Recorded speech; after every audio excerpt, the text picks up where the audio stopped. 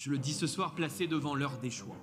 Voulons-nous d'une Europe ouverte à toutes les pressions migratoires, d'une Europe tiers-mondisée, tribalisée, ou voulons-nous d'une Europe fière de ses identités nationales et de son héritage millénaire? Et plus le temps passe sans technologie qui pourrait rattraper la Chine et les États-Unis, plus on sera un pays du tiers-monde. Et c'est ça que j'aime et je déteste au Rassemblement national.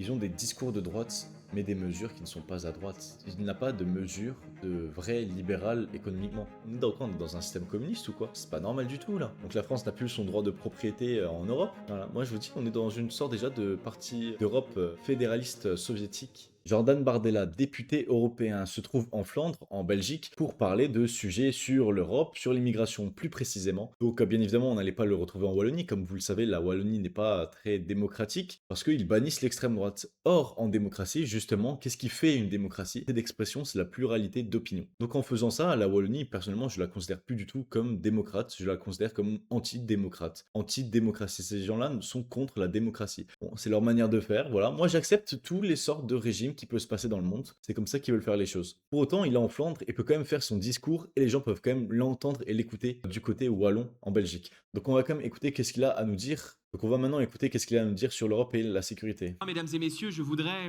aborder ce soir devant vous ce qui constitue pour l'Europe, et ça a été dit juste avant moi, l'une des plus grandes menaces existentielles.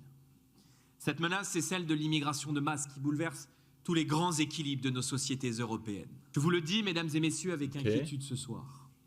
Au rythme actuel, le temps qui vient est notre pire ennemi. La France ne sera plus la France si elle poursuit dans la voie d'une politique migratoire hors de contrôle. La Flandre ne sera... Est-ce que du coup, Monsieur Bardella, vous croyez en le grand remplacement ou pas? C'est une question que j'aimerais bien lui poser publiquement, ça serait bien de savoir ça. Comment il se positionne? Bien évidemment, vous verrez qu'il ne dira pas non, il ne dira pas oui, il évitera le sujet, et il dira: il faut faire face à la réalité ou je ne sais pas quoi. Ne sera plus la Flandre si elle continue d'accueillir chaque année plusieurs milliers de personnes qui ne partagent ni sa culture, ni son identité, ni ses mœurs. Donc là, on voit que Jordan Bardella a clairement approuvé le grand remplacement. Parce que le grand remplacement, c'est pas juste une couleur de peau. Non, c'est pas que ça. Non, c'est une culture, c'est une civilisation, c'est des mœurs, c'est une manière d'agir, c'est une manière même de penser, c'est une manière de structurer la société. C'est pas qu'une seule chose. Parce que le grand remplacement, pour beaucoup de personnes, c'est avant, il n'y avait pas de personnes voilées, maintenant, il y en a. Non, c'est pas ça. Ça en fait partie, c'est vrai, mais pas juste ça. Remplacer une religion par une autre religion. L'Europe ne sera plus l'Europe demain si ses dirigeants continuent de croire que les peuples sont interchangeables et s'ils ne mettent pas fin au déferlement migratoire que nos populations ne veulent plus. Si l'une des capitales de l'Europe, Bruxelles, bascule démographiquement, alors c'est l'ensemble de notre continent qui deviendra... Alors oui, peut-être que vous avez vu, j'ai plus la stat et je suis désolé, mais on a pu voir à Bruxelles, les personnes natifs donc de Belgique, il y en avait entre, je sais plus si c'était entre 5 et 15%, je sais plus combien c'était, il y avait un pourcentage précis, mais c'était vraiment très peu, c'était très choquant. Disons entre 5 et 20%, comme ça je suis large, et que tout le reste c'était des étrangers, des gens qui viennent d'ailleurs, etc. Et donc il y avait plus de Belges à Bruxelles. Demain, le Et je pense qu'il fait référence dans ce discours. continent des autres et non plus notre maison commune. Dans ce contexte, le pacte pour les migrations que nous avons combattu avec le VLAMS au Parlement européen illustre tout l'extrémisme de la Commission européenne. Toute sa frénésie à imposer toujours plus d'immigration de masse aux populations européennes. C'est vrai que j'ai une vraie question on peut se demander, c'est pourquoi l'Europe importe autant de personnes des autres pays. Il y a des gens, ils me disent: ouais, mais parce qu'on a besoin. Non, on n'a pas besoin. On a beaucoup de monde là quand même. On n'a pas beaucoup d'emplois et les gens qui viennent, il n'y a pas tous des emplois quoi. Donc on a une sorte de déficit de création d'emplois par rapport à l'arrivée des personnes qui arrivent. Donc j'aimerais vraiment savoir pourquoi ils font ça. C'est une vraie question, je n'arrive pas à comprendre. Est-ce que c'est pour la bonté du monde, pour que les gens soient heureux de vivre en Europe? Ouais, mais pourquoi, entre guillemets, effacer ta population, la remplacer par une autre population et ta population originale qui t'a voté, qui a tout fait pour toi, qui t'a payé des taxes toute leur vie, pourquoi eux ne devraient pas être heureux? Enfin, je sais pas, c'est un peu bizarre. Il y a beaucoup de points d'interrogation que j'aimerais savoir de ces gens-là en Europe, et même dans le monde. Hein. Encore, la commission von der Leyen souhaite aggraver les conséquences avec ce fameux mécanisme dit de relocalisation qui installera des migrants au cœur de nos villes et de nos villages, au cœur de nos campagnes encore préservées. Pour les pays réfractaires qui refuseraient ce quota de répartition de migrants, une sanction financière de plus de 20 000 euros par migrant sera infligée aux États. Et 20 000 euros que vous devez payer au cas où qu'ils le refusent. Le problème là-dedans, c'est que qui est l'Europe pour décider de nous imposer une sanction financière de 20 000 euros si on refuse quelque chose. Bah, c'est très surprenant de l'Europe. Bah, c'est comme si on vous mettait des gens dans votre maison et vous n'avez pas le droit de dire non. Bah non, ça se passe pas comme ça en fait. Non, on est dans quoi? On est dans un système communiste ou quoi? C'est pas normal du tout là. Donc la France n'a plus son droit de propriété en Europe. Voilà, moi je vous dis, on est dans une sorte déjà de partie d'Europe fédéraliste soviétique. C'est vrai, hein, vous ne pourrez pas dire le contraire, franchement. Au moment où on vous impose quelque chose et vous ne pouvez plus décider, alors que vous êtes dans votre propre territoire, vous êtes censé avoir le pouvoir. C'est bien qu'il y ait une sorte de on efface la propriété privée des personnes. Là, ça serait la propriété privée de l'État lui-même, et plus des personnes, des individus directement. Alors ce chantage, nous ne l'avons jamais accepté et nous ne l'accepterons pas demain. Parce que nous ne pouvons tolérer que des commissaires non élus dictent leur conduite à des États millénaires. Là, j'ai une autre petite question, mais à qui vont ces 20 000 euros d'ailleurs? Je me laisse poser comme ça, mais où va l'argent? On peut pas la redonner aux Français peut-être? Ça serait bien. Si nous arrivons au pouvoir dans nos pays Et d'ailleurs, j'aimerais mentionner le fait qu'en France, si on ne veut pas que ces personnes pour ne pas augmenter encore plus le chômage, le RSA, les aides, donc on doit payer alors qu'on est déjà en dette, qu'on a déjà un déficit immense. Encore une fois, l'Europe n'est pas là pour notre bien, quoi. respectifs, nous refuserons la logique du pacte migratoire et son application comme l'ont déjà annoncé des pays comme la Pologne ou comme la Hongrie. Le combat pour notre identité, mesdames et messieurs, c'est aussi le refus de l'idéologie de l'immigration massive devenue sous l'impulsion de la gauche, celle de l'islamo-gauchisme. Là encore, nous nous étonnons chaque jour que le Parlement européen finance des événements liés à l'extrême gauche et à la sphère islamo-gauchiste, comme des associations, des proxys des frères musulmans ou des campagnes de publicité faisant la promotion du voile islamique. Ouais, et c'est pas normal, hein. Je pense que l'État ne devrait pas subventionner tout ce qui est, pour moi, religieux et politique et sûrement d'autres choses, mais c'est les 2 que j'ai en tête actuellement. Ça n'a pas de sens. Pour moi, l'État, déjà, ne devrait pas ponctionner sur votre salaire, ne devrait rien vous prendre. Et il devrait prendre son petit budget sur la TVA, c'est tout, et le redonner soit aux Français en le redistribuant, soit en faisant des projets qui marchent, soit en finançant, bah, la justice, la police, pourquoi pas la santé. Même si la santé, je peux être d'accord qu'on peut les laisser sur les charges sociales. Je nourris l'espoir que l'alerte lancée par les eurodéputés du groupe des Patriotes et du Rassemblement national puisse permettre l'annulation de ces financements, tout comme nous avons obtenu ces derniers mois l'annulation du financement de l'université islamique de Gaza par des fonds européens, c'est-à-dire par l'argent des contribuables. Mmh. Avec nous, pas un Oui, encore une fois, le contribuable français finance des choses, je dis choses pour généraliser, mais des choses à l'étranger. C'est pas normal ça non plus. L'argent des Français, c'est pour les Français. Et le jour où on aura un président qui comprend ça, ce sera à 50% d'avoir un bon président. euro d'argent public, pas un euro sorti de la poche des contribuables européens ne devra aller financer ceux qui combattent notre civilisation. Mes chers amis, le pacte migratoire profondément nocif ne doit pas nous faire oublier qu'y compris sur le sujet de la maîtrise de l'immigration, nous réussissons chaque jour à obtenir des victoires au sein même du Parlement européen.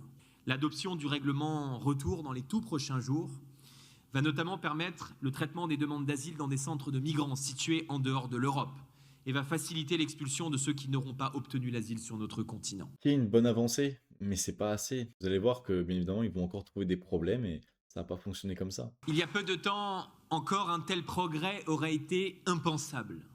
C'est vrai. Ne sous-estimons pas notre poids. Ne sous-estimons pas notre capacité à peser sur la marche de l'histoire et à changer la vie des citoyens européens. Agriculture, immigration, économie, taxes, sur tous ces grands sujets d'importance pour nos compatriotes.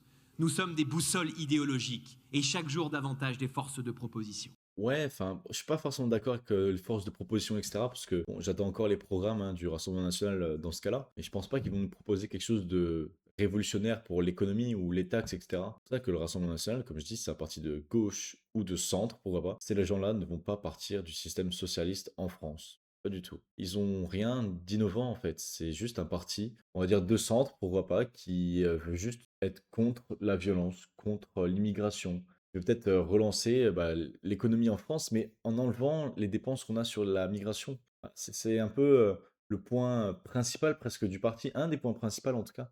Et c'est pas assez en fait. C'est bien là que ce que je pourrais leur reprocher à ce parti-là. Que, bah, ils en font pas assez. Donc ils ont plein de mesures, hein, mais il y a des mesures qui agissent énormément et d'autres qui agissent moins bien. Et il n'y a pas assez de mesures qui agissent énormément. Et pourtant, on pourrait faire ça. En réalité, D'où là où moi je propose, là, chose qui a réagi énormément, même sur le pouvoir d'achat des Français, 0% d'impôt sur le revenu de tous les Français. Puis sur les charges sociales que vous pouvez payer, pour moi, on peut pourquoi pas laisser la santé, même si je pense qu'on devrait avoir de plus en plus d'hôpitaux privés. Et donc sur les charges sociales, je pense qu'on pourrait diminuer le chômage dans le temps, mais on ne pourrait pas le faire d'un coup, bien évidemment, parce qu'il y a beaucoup trop de chômeurs en France. Donc ce qu'il faudrait, c'est baisser les taxes et baisser les régulations et enlever et supprimer le plus d'administration, de papier, etc.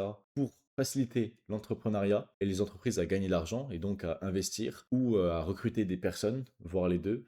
Un recrutement, c'est un investissement et inversement. Et même pour la retraite, je pense on pourrait réduire ceux qui ont énormément d'argent venu de la retraite parce que je considère qu'une personne, par exemple, qui a 4 000 € de retraite a dû gagner énormément d'argent dans sa vie, dans son passé et que potentiellement et normalement, elle est censée avoir de l'argent de côté. Dans ce cas-là, on pourrait réduire un peu les dépenses des retraites dans le temps et passer, moi je le souhaiterais, par une retraite par capitalisation. Ça voudrait dire que à 60 ans, donc on pourrait avoir une retraite entre guillemets à 60 ans, enfin les personnes ils vont décider par eux-mêmes quand faire leur retraite, mais ils pourraient se retrouver à 500 000 € d'argent à la retraite si c'est bien géré. Sincèrement, oui, c'est possible. Et ça, même pour ceux qui ont un SMIC aujourd'hui et qui ont un SMIC toute leur vie, c'est possible. Il faut juste bien savoir le gérer.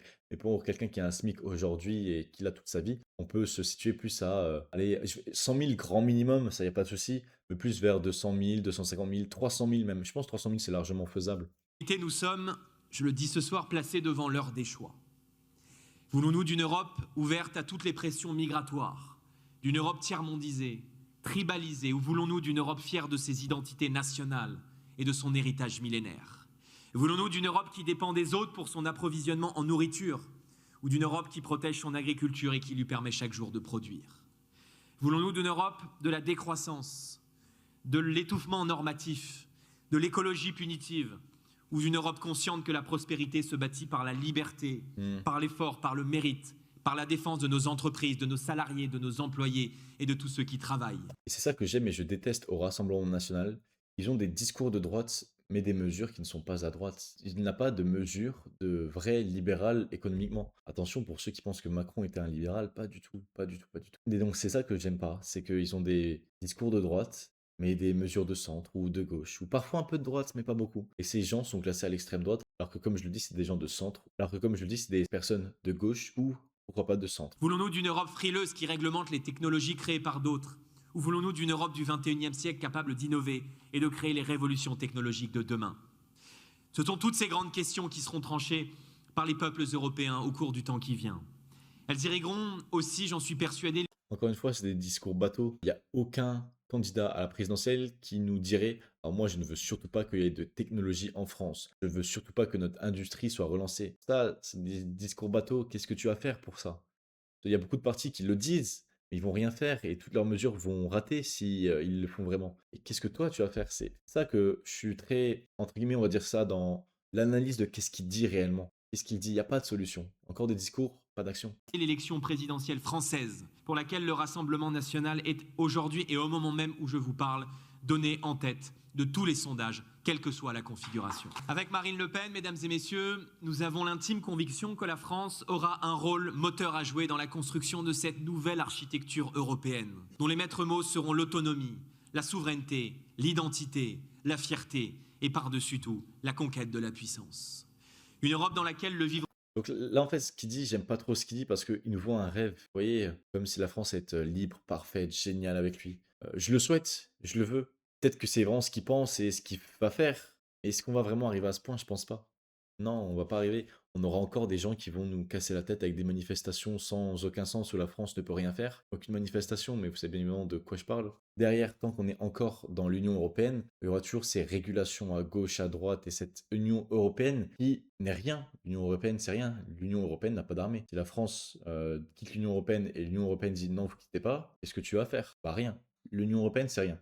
Mais on a encore cette Union européenne qui n'est à rien, qui nous impose des sanctions, des lois, des régulations, et tout ça, ça va bloquer le Rassemblement national lorsqu'il sera potentiellement au pouvoir, ou même LFI. S'il passe au pouvoir, ça sera le même problème. C'est pour ça que Jean-Luc Mélenchon ne le dit pas, mais sûrement qu'il quittera l'Europe. Ça va créer beaucoup de problèmes, mais il le quittera sûrement, et sûrement qu'il va pas vous rembourser la dette. Enfin, j'y crois pas trop qu'il va rembourser, qu'il veut déjà réduire la dette, mais la rembourser aussi, j'y crois pas trop. Mais bon, s'il la rembourse pas, le problème c'est que ça va causer encore plus de problèmes et son programme ne sera pas finançable. Même en taxant tous les plus riches et toute la classe moyenne et tous les riches de France, ça c'est pas finançable. Vivre en paix sera rétabli, qui sera capable de se projeter dans l'avenir.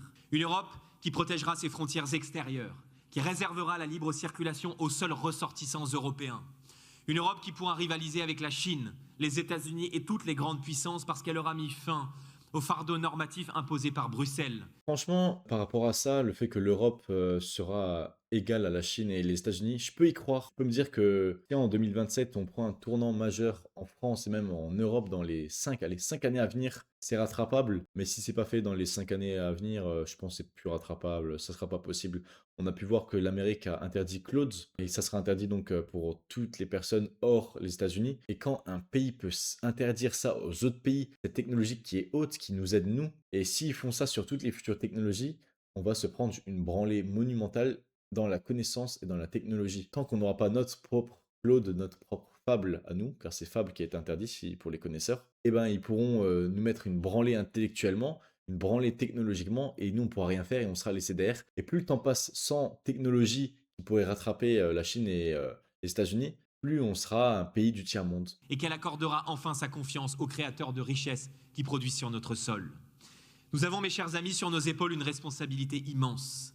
Après des décennies à lancer l'alerte, nous avons dans nos mains l'avenir non de la prochaine élection, mais bien sûr de la prochaine génération. Dans cette mission exaltante, exigeante, faisons preuve de fraternité, de solidarité, de combativité et de patience. Mes chers amis, la victoire est au bout du chemin. Mon cher Tom, ici, autour de nous, l'avenir t'appartient. En Europe, partout dans nos pays respectifs, l'avenir de notre civilisation est entre nos mains. Vive les patriotes d'Europe, vive l'amitié entre nos peuples et bien sûr, vive la France.